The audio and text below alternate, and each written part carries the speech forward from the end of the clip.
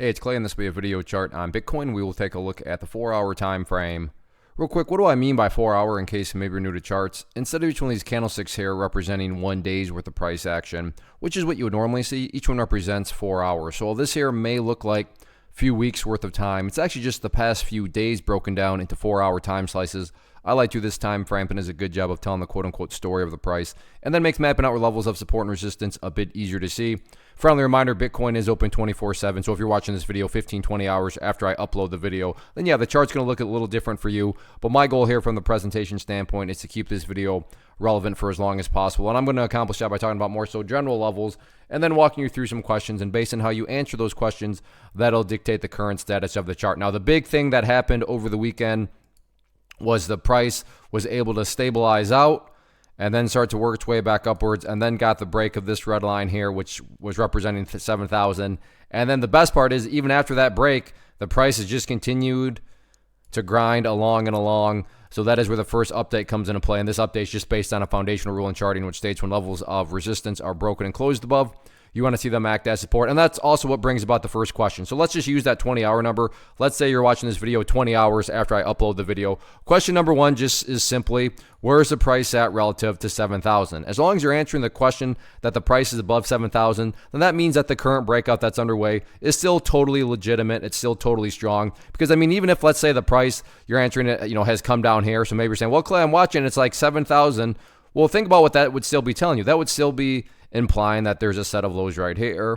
You have a set of lows down there, and if you envision those as stair-steps, I mean, those are still stair-steps making nice progress in the upwards direction. So it's not like the price has to continue to go up in order for this to remain healthy. Like I said, nothing can go straight up. So pullbacks are fine, but as long as pullbacks, build those higher bases, and again, in this situation, staying above 7,000 would be that profitable situation. Now, if you're answering the question that the price is down below 7,000, does that mean the entire chart's automatically destroyed or anything like that? Not at all. It would just make this current movement kind of a little shaky, because if the price were to come down here and then just continue on down, well, all of a sudden that would be putting the price right back inside of that range that it had just broken out from.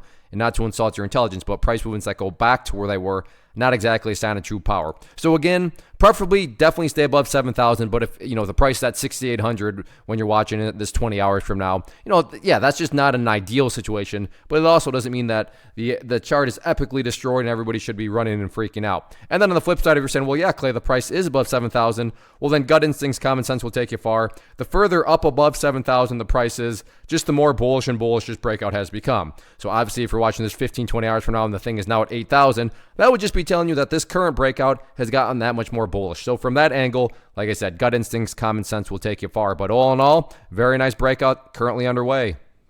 First off, thanks so much for watching the entire video. Real quick, before you go, I want to invite you to a live webinar, web class, training, workshop, online event, whatever you want to call it, but it will be me live revealing to you what I've discovered that has allowed me to transform myself from being an employee to being my own boss, including how I had only one losing day out of 73 days in total. I'm going to cover 3 keys that have helped me unlock profitable consistency within the markets. The first key is super weird, but in a productive type of way. The second key is super awesome because it quite literally is wired into our DNA as humans, making it very easy to use. But in a cruel way, this becomes a pitfall for many traders. I'll explain it all though, including how to avoid the pitfall that it creates for some. And yeah, the third key, when you hear it, sounds way too good to be true, but it's not, and I'll show you how it all works. Then at the end, I open it up for a question and answer session that is, again, totally live. Even if you can't make the live session,